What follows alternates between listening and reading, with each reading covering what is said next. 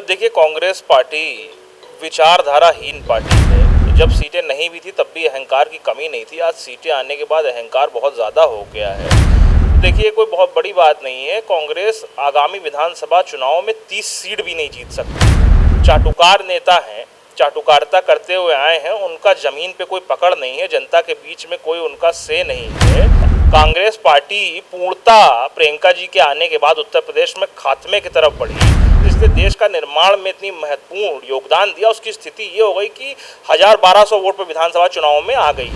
उत्तर प्रदेश में तो कांग्रेस पिछले 25-30 सालों से जिस स्थिति में है, बद से बदतर होती चली जा रही है। लेकिन राजनीतिक व्यक्ति है कि राजनीतिक बात कहने में या जुमला कहने में कोई दिक्कत नहीं है, शर्म आनी चाहिए। आप अगर 50 सीट से 99 सीट 98 सीट पे पहुंच गए, जश्न मनाने की बात नहीं है, मंथन करने की बात है। पिछलग्गू पार्टी है, वो किसी ना किसी पार्टी के साथ प्रदेश की पीछे पीछे नंबर 2 की भूमिका निभा के चलेगी। प्रियंका जी के टीम के लोगों के हिसाब से नहीं चलेगा। वो कांग्रेस विरोधी है, वो पार्टी विरोधी है, और सही और गलत की बात उनमें करने की हिम्मत है। तो इस तरीके के नेता के साथ काम करना हमारे लिए बहुत ही सौभाग्य की बात है। केवल देखिए, कमरे में बैठ के राजनीति करना है। ट्विटर की राजनीति जो कांग्रेस पार्टी में होती थी, उससे हम लोग बहुत परेशान हो चुके थे, जो आज भी हो रही है। लोकसभा चुनाव नतीजे आने के बाद जो सत्ता दल है वो भी ये सोच रहा है कि आखिर सीटें कैसे कम आ गई, और जो विपक्ष में है वो भी ये सोच रहे हैं कि हम जीत क्यों नहीं पाए। लेकिन इन सबके बीच में जो पार्टी के कार्यकर्ता थे, उनकी अगर बात सुनी या समझी जाए तो बीजेपी में आपने देखा होगा कि किस तरह से भाजपा क्यों पिछड़ गई, इसका मंथन लंबे समय से चल रहा है। चाहे उत्तर प्रदेश की बात की जाए या फिर दूसरी जगहों पे, क्योंकि कहा ही जा रहा है कि ओवर कॉन्फिडेंस की वजह से बीजेपी इतना लूज कर गई। और दूसरी तरफ जो विपक्षी दल है, जो कि कांग्रेस का गठबंधन है, वो ये सोच रहा है कि कार्यकर्ताओं में कमी कुछ रह गई या फिर जनता तक मैसेज नहीं पहुंचा, और इस वजह से कांग्रेस उस अचीवमेंट को हासिल नहीं कर पाई जो उन्होंने सोचा हुआ था। लेकिन इन सबके बीच में कुछ ऐसे लोग भी हैं, कुछ ऐसे कार्यकर्ता भी हैं जो जमीनी हकीकत जानते हैं, समझते हैं कि आखिर कांग्रेस की कमी कहां पर थी, और उसी वजह से अब वो कांग्रेस का दामन छोड़ करके दूसरे राजनीतिक दलों के साथ जाने को तैयार हैं, या फिर यूं कहें जा भी रहे हैं। हम बात कर रहे हैं कांग्रेस के पूर्व प्रवक्ता अभिषेक राज की, जो कल आरएलडी के साथ चले गए हैं। आरएलडी का दामन उन्होंने थामा है, और साफ तौर पर कई सारी अहम बातें उनकी तरफ से कल प्रेस कॉन्फ्रेंस में भी कही गई थी कि किस वजह से, क्या कारण था, कि क्यों, क्या नाराजगी थी, या फिर क्या ऐसे मुद्दे थे जो कि कांग्रेस में सही नहीं हो रहे थे, जो गणित नहीं बैठ रहा था, या फिर कांग्रेस में किस तरह से लोगों की बात नहीं सुनी जा रही थी, और उसी वजह से वहां से नाराजगी दिखी, और अब वो आरएलडी के साथ है। फिलहाल अभिषेक राज आज हमारे साथ हैं और उन्हीं से जानते हैं कि आखिर क्या दिक्कतें थी, क्या समस्याएं थी, और क्यों इतना बड़ा कदम। क्योंकि तब जब ये कहा जा रहा है कि कांग्रेस को संजीवनी मिली है उत्तर प्रदेश में, देश में, उसके बाद कांग्रेस छोड़ करके आरएलडी में जाने का ये जो फैसला है, क्यों लिया गया, क्या कारण था, बात करते हैं अभिषेक राज से। अभिषेक जी, क्या कारण रहा? क्योंकि कहा तो यही जा रहा है कि लोकसभा चुनाव के नतीजे आए, तो नतीजे आने के बाद कांग्रेस को उत्तर प्रदेश के साथ साथ पूरे देश में एक संजीवनी मिली। राहुल गांधी एक नए चेहरे के रूप में, पावरफुल चेहरे के रूप में निकलकर सामने आए। लेकिन आपने इसी वक्त कांग्रेस छोड़ दी, वो भी जब आप कांग्रेस पार्टी में उत्तर प्रदेश में प्रवक्ता थे, उसके बाद छोड़ करके आप आरएलडी में चले गए, क्या कारण? देखिए, कांग्रेस पार्टी विचारधाराहीन पार्टी है। कांग्रेस जरूर इन लोकसभा के चुनावों में सीटें जीत गई, मगर देखिए, कांग्रेस की सबसे बड़ी दिक्कत यही है कि कांग्रेस के जो लोग हैं उनमें अहंकार बहुत ज़्यादा है। जब सीटें नहीं भी थी तब भी अहंकार की कमी नहीं थी। आज सीटें आने के बाद अहंकार बहुत ज़्यादा हो गया है। ये देश की जनता ने कांग्रेस को वोट दिया कि एक मजबूत विपक्ष बन के बैठे या कार्य करे, मगर देखिए, कांग्रेस जिस तरीके से 100 सीटें जीतने के बाद भी दुबक के ट्विटर की राजनीति कर रही है, ज़मीन पे मुद्दे नहीं उठा रही है, एक विपक्षी दल का जो काम होता है वो नहीं कर रही है, वो जनता के सामने धीरे धीरे सामने आ रहा है।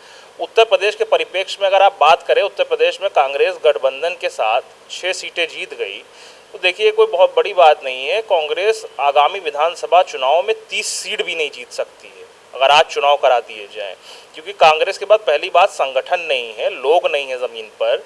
जो असली कांग्रेसी थे वो कांग्रेस पार्टी छोड़ चुके हैं या नॉन एक्टिव हो चुके हैं। और मेरा ये मानना है कि कांग्रेस 2017 में जब समाजवादी पार्टी से गठबंधन किया था, जब 90 सीटों पे कांग्रेस चुनाव स्वयं लड़ी थी, तब कांग्रेस खत्म तभी हो गई जब पुराने सारे कांग्रेसी पार्टी छोड़ के चले गए। आज जितने भी लोग पार्टी में हैं वो किसी न किसी के माध्यम से आए हुए हैं, पर्ची वाले नेता हैं, चाटुकार नेता हैं, चाटुकारिता करते हुए आए हैं। उनका ज़मीन पे कोई पकड़ नहीं है, जनता के बीच में कोई उनका से नहीं है। वो केवल जो पार्टी में लोग हैं जो राहुल जी और प्रियंका जी को गलत जानकारी देते हैं, गुमराह करते हैं, उनकी चेलागिरी करके यहाँ तक पहुँचे हैं। ये क्या उत्तर प्रदेश जो पीसीसी है वहाँ की आप बात करें, वहाँ पर ऐसे नेता और कुछ चीज़ें जैसे आपने कहा कि पर्ची वाले नेता हो गए, ये सब क्या है? मतलब पर्ची वाले नेता मतलब क्या क्या चल रहा था ऐसा? देखिए, कांग्रेस पार्टी में प्रियंका जी के आने के बाद जिस तरीके से कांग्रेस पार्टी के हर एक कार्यकर्ता को हम लोगों को लगा था कि पार्टी मजबूत होगी और आगे बढ़ेगी, पूरी तरीके से उसके विपरीत काम हुआ। कांग्रेस पार्टी पूर्णतः प्रियंका जी के आने के बाद उत्तर प्रदेश में खात्मे की तरफ बढ़ी। और जो भी चुनाव में आपने परफॉर्मेंस देखी कि आप विधानसभा चुनाव में देखिए कि कैसे 370 सीटों पे कांग्रेस जैसी एक पार्टी की जमानत जब्त होती है। मतलब ये कभी कोई सपने में कांग्रेसी नहीं सोच सकता था, वो स्थिति कांग्रेस की उत्तर प्रदेश में हुई। तो ये साफ साफ नज़र आता है जो प्रियंका जी की टीम यहाँ पे काम कर रही थी वो पूरी तरीके से भ्रष्टाचारी और भ्रष्ट लोग हैं। और उन्होंने ऐसे ऐसे लोगों को ढूंढ ढूंढ के टिकट दिया जिन्होंने उनको प्लीज किया, जिनका ज़मीन पे कोई होल्ड नहीं था, जो मजबूत कांग्रेसी कार्यकर्ता थे, जो ज़मीन पे काम करते थे, थाना पुलिस से लेकर लड़ाई लोगों की लड़ते थे, उनको दरकिनार किया गया, उनको किनारे में डाला गया। फर्जी कांग्रेसियों को टिकट देकर लड़ाया गया। 1400 1500 वोट पाने वाले नेता जो नोटा के बराबर वोट कहीं कहीं पाए हैं, नोटा से भी कम कुछ लोग वोट पाए हैं। तो आप स्थिति देखिए कि एक राष्ट्रीय पार्टी कांग्रेस जैसी जिसने देश का निर्माण में इतनी महत्वपूर्ण योगदान दिया, उसकी स्थिति ये हो गई कि 1200 वोट पर विधानसभा चुनाव में आ गई है। तो संगठनात्मक तौर पे कांग्रेस पार्टी पूर्णतः खत्म हो चुकी है। अब जो भी लोग बन रहे हैं, आज इतने प्रदेश सचिव बना दिए, महासचिव बना दिए, फलाना बना दिया, ये केवल कागजी लोग हैं।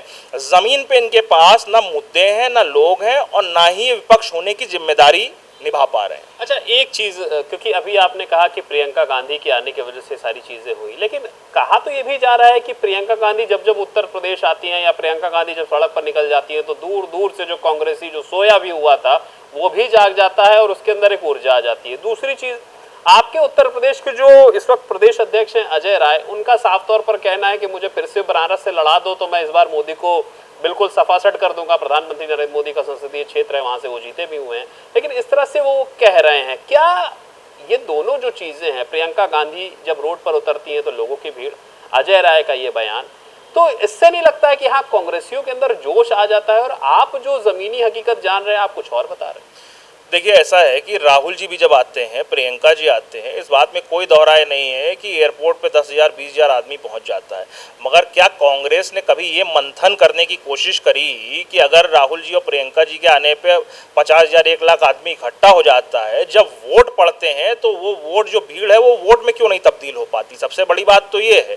नेता तो कोई भी पार्टी का आता है तो लोग आते हैं देखने के लिए, फोटो खिंचवाने के लिए, उत्साह हर कार्यकर्ता में होता है, मगर वो कार्यकर्ता जो है वो वोट में तब्दील क्यों नहीं करा पा रहा है चीज़ों को? ये सबसे बड़ी बात है कि वोट में तब्दील वो चीज़ें नहीं हो रही कांग्रेस के लिए। और ऐसा नहीं कि ये अभी का है, कई समय से उत्तर प्रदेश में तो कांग्रेस पिछले 25-30 सालों से जिस स्थिति में है, बद से बदतर होती चली जा रही है। तो इसका साफ साफ मतलब ये है कि किसी भी तरीके का जो कनेक्ट है कांग्रेस पार्टी से प्रदेश की जनता का नहीं बन पा रहा, ना आगे बन पाएगा। क्योंकि जिस तरीके की टीम और जिस तरीके के लोग कांग्रेस पार्टी को आज की डेट में चला रहे हैं, प्रियंका जी भले ही उत्तर प्रदेश से चली गई हों प्रभारी पद से, मगर आज भी जो पूरा उत्तर प्रदेश कांग्रेस पे पकड़ मजबूत किए बैठे हुए हैं वही टीम के लोग हैं। अब वो बिना वर्दी के दरोगा हो गए हैं और तमाम उगाहियां और तमाम चीज़ें उससे ज़्यादा तेज़ी से हो रही हैं और सब चीज़ें वैसे ही चल रही हैं, वो सिस्टम सेटअप वैसे ही बना हुआ है। और जहाँ तक अजय राय जी की बात का सवाल रहा, देखिए राजनीतिक व्यक्ति है कि राजनीतिक बात कहने में या जुमला कहने में कोई दिक्कत नहीं है कि दोबारा चुनाव हो जाए मोदी जी को हरा देंगे, ऐसा बिल्कुल नहीं है। आदरणीय नरेंद्र मोदी जी देश के एक लोकप्रिय नेता हैं, तीसरी बार चुन कर आए हैं, बहुत ऐतिहासिक बात है। और कांग्रेस पार्टी वाले जश्न मना रहे थे जिस दिन परिणाम आए, शर्म आनी चाहिए। आप अगर 50 सीट से 99 सीट 98 सीट पे पहुंच गए, जश्न मनाने की बात नहीं है, मंथन करने की बात है। बड़े बड़े नेता अपने वीडियो बना रहे हैं, कार्यालय में घुसते हुए विक्ट्री का साइन दिखा रहे हैं कि हम 98 सीट जीत गए। विक्ट्री है आपके लिए? एक पार्टी जो 300 से ज़्यादा सीटें थी वो पार्टी कम होती है और वहाँ पे मंथन हो रहा है। हमारी पार्टी, हम लोग आरएलडी भी यूपी में बढ़ी, मगर हम भी मंथन कर रहे हैं कि और हम कैसे आगे बढ़ सकते हैं, बेहतर कर सकते हैं, और भी राज्यों में कैसे विस्तार कर सकती है पार्टी, कैसे बढ़ सकती है।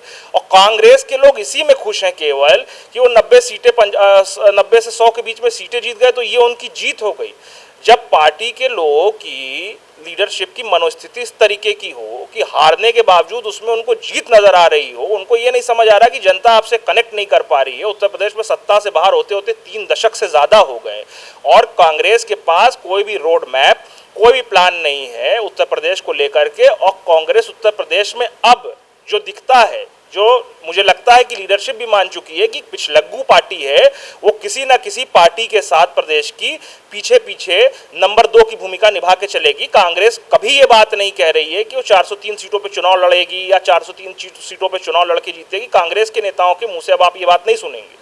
तो क्या माना चाहिए, ओवर कॉन्फिडेंस और जो अभी आप बता रहे थे कि विक्ट्री का साइन बना करके जश्न मनाया जा रहा था, ये ओवर कॉन्फिडेंस है जो कांग्रेस को बिल्कुल धरातल में ढकेल रहा है और कांग्रेस के नेताओं को ये लग रहा है, टॉप लीडरशिप को ये लग रहा है कि हम उभर रहे हैं? देखिए, इस तरीके के जो लोग आज महत्वपूर्ण पदों पे कांग्रेस में बैठे हुए हैं, उनको गैर राजनीतिक लोग हैं, सबसे पहली बात ये है। और जब आदमी को राजनीतिक समझ नहीं होती है, गैर राजनीतिक व्यक्ति होता है, तो उसको मालूम नहीं होता है किस तरीके से जनता के सामने आपको व्यवहार करना है। अब उनको ये चीज़ लग रही है तो लीडरशिप को सोचनी चाहिए, पार्टी के अध्यक्ष को सोचनी चाहिए। उत्तर प्रदेश के कितने ऐसे कार्यकर्ता हैं जिन्होंने प्रियंका गांधी जी से, जब वो प्रभारी थी, शिकायतें करी, जाके गुहार लगाई, राहुल जी के यहाँ वो पहुँचे, उनको मिलने नहीं दिया गया राहुल जी से। तो इस तरीके का सिलसिला जो है पिछले 5 साल से चल रहा है। लोग जाते हैं, जो दिल्ली पहुँच जाता है किसी भी माध्यम से शिकायत करने जाता है, कुछ बोलता है, पार्टी से निष्कासित हो जाता है, पार्टी विरोधी हो जाता है, गद्दार हो जाता है। तो अब ये कांग्रेस में कल्चर हो गया है, तानाशाही हो गई है कि जो प्रियंका जी के टीम के लोगों के हिसाब से नहीं चलेगा, वो कांग्रेस विरोधी है, वो पार्टी विरोधी है और पार्टी को विरोध में काम कर रहा है। और आखिरी सवाल मेरा आपसे कि आरएलडी क्यों? क्योंकि कहा तो ये जाता है कि जयंत चौधरी युवाओं की बात सुनते हैं, युवाओं के नेता हैं, आप सीनियर आदमी रहे हैं, कांग्रेस में भी अहम जिम्मेदारियां थी आपके पास, अब आप आरएलडी आ गए हैं, तो आरएलडी ही क्यों सोचा हुआ था कि आरएलडी में चला जाए? क्या ये सत्ता में है उत्तर प्रदेश में भी, केंद्र में भी, क्या ये चीज़ थी दिमाग में या कुछ और गुणागणित थे? देखिए, हम लोग ज़मीन पे काम करने वाले लोग हैं, हमको एक मंच की ज़रूरत है जहाँ पे हम अपने लोगों के लिए काम कर सके, अपने लोगों को जोड़ सके। खास करके मैं दलित समुदाय से आता हूँ, तो अपने दलित पिछड़े समाज के लोगों को जोड़ सके और कार्य कर सके, जिसमें से अधिकांश लोग जो हैं किसान वर्ग से आते हैं। तो चौधरी चरण सिंह जी की नीतियों से प्रभावित होकर और आदरणीय जयंत चौधरी जी जिस तरीके से मुखर होकर किसानों की, युवाओं की बात करते हैं, सरकार में होने के बावजूद भी सही और गलत की बात उनमें करने की हिम्मत है, तो इस तरीके के नेता के साथ काम करना हमारे लिए बहुत ही सौभाग्य की बात है। और आरएलडी एक ऐसी पार्टी है, मुझे पूर्णतः विश्वास है कि आरएलडी मुझे एक मंच, मुझे आरएलडी मिलेगा जहां से मैं अपने लोगों की मदद कर पाऊंगा, गांव-गांव तक मैं पार्टी का मैसेज पहुंचा पाऊंगा, पार्टी को मजबूत कर पाऊंगा, अपने लोगों को जोड़ पाऊंगा, उनके लिए कोई कार्य कर पाऊंगा। केवल देखिए, कमरे में बैठ के राजनीति करना है, ट्विटर की राजनीति जो कांग्रेस पार्टी में होती थी उससे हम लोग बहुत परेशान हो चुके थे, जो आज भी हो रही है। ट्विटर की राजनीति से नहीं देश चलता है या पार्टियां नहीं चलती हैं, ज़मीन पर निकलना पड़ता है। तो हमारे नेता जयंत चौधरी जी जो हैं वो ज़मीनी व्यक्ति हैं, किसान नेता हैं और वो मजबूती से युवाओं को टैलेंट देखकर आगे बढ़ाने का काम करते हैं। और मुझे पूर्णतः आशा और विश्वास है कि जयंत चौधरी जी जो भी हमारी काबिलियत होगी उस हिसाब से हमें जो भी जिम्मेदारी देंगे उत्तर प्रदेश में, जहां भी देंगे, हम पूर्णतः वो करेंगे और पार्टी को मजबूत करेंगे। एक चीज़ और है मेरी, क्योंकि जयंत चौधरी के लिए भी ये कहा जा रहा था, अभी समाजवादी पार्टी के तो नेता उनसे काफ़ी नाराज़ रहे हैं, कांग्रेस वाले भी चुनाव में काफ़ी नाराज़ थे कि जयंत चौधरी ने मौके का फ़ायदा उठाया और सत्ता बदल दी और किसानों की बात करते थे, अब उन्हीं के साथ चले गए जिन्होंने किसानों के ऊपर गाड़ी चढ़वा दी थी। कई सारी चीज़ों जो हैं वो जयंत चौधरी के लिए कही जा रही थी। तो ये जो नेगेटिव नैरेटिव है जो सेट करने की कोशिश की गई थी, इसके अगेंस्ट कैसे लड़ाई लड़ेंगे आरएलडी, कैसे लड़ाई लड़ेंगे जयंत चौधरी या आप लोग? देखिए, ये तो विपक्ष के द्वारा फर्जी एक नैरेटिव सेट किया गया है। जो चौधरी साहब को सम्मान नहीं दे सके इतने साल सरकार में होने के बावजूद, अगर आज कोई सरकार चौधरी साहब को सम्मान दे रही है, दुनिया उनकी बात करती है, उन्होंने किसानों के मसीहा के नाम से जाने जाते हैं, उनके लिए जब इन लोगों ने कुछ नहीं किया, आज किसी ने कर दिया।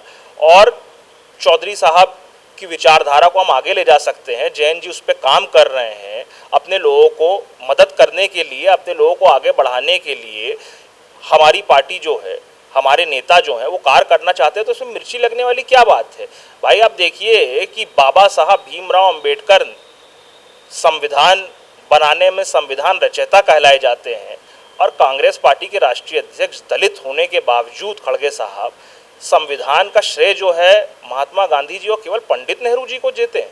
तो क्या गांधी नेहरू परिवार ही ने इस देश में सब कुछ किया है? क्या बाबा साहब ने जो कुर्बानियां दी इस देश के लिए उसकी कोई कीमत नहीं है? तो कांग्रेस की करनी और कथनी में बहुत फर्क है। हमारे नेता चौधरी जयंत सिंह जी अपनी बात पे अटल रहते हैं, अपनी बात पे काबिज रहते हैं, जो कहते हैं वो करते हैं। हम जनता की सेवा करने आए हैं। हम भारतीय जनता पार्टी के साथ घटक दल के तौर पे एनडीए में केंद्र में और आज की सरकारों में दोनों शामिल हैं। हम अपने लोगों की आवाज़ उठाते हैं, जहाँ पे सही होता है वहाँ सही बोला जाता है, जहाँ कोई गलत होता है चाहे अपने ही लोग क्यों ना हो उनके खिलाफ भी हम आवाज़ उठाते हैं। आवाज़ उठाने से पीछे नहीं हटते हमारे नेता और गोल मोल जवाब नहीं देते। ठीक है, धन्यवाद हमसे बात करने के लिए अभिषेक। तो ये थे अभिषेक राज, कल आरएलडी इन्होंने ज्वाइन की और साफ तौर पर कई सारी बातें जो इन्होंने अभी बताई हैं, जो आपने सुनी भी होंगी, कि उत्तर प्रदेश कांग्रेस के साथ साथ जो देश में कांग्रेस इस वक्त काम कर रही है मुख्य विपक्षी दल में, वो कहीं ना कहीं ओवर कॉन्फिडेंस से भरी हुई है और वही उसके लिए नुकसान है। और सबसे अहम बात ये भी कि प्रियंका गांधी को लेकर के जो नैरेटिव सेट किया जाता है कि प्रियंका गांधी जब आती है तो एक जोश भर जाता है।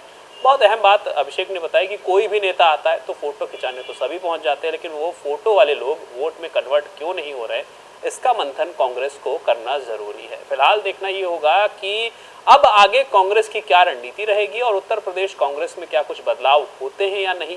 फिलहाल अभिषेक राज आरएलडी के साथ जा चुके हैं और इसी तरह से कई और भी नेता हैं जो नाराज चल रहे हैं। कैमरा पर्सन विवेक के साथ मिलते हैं।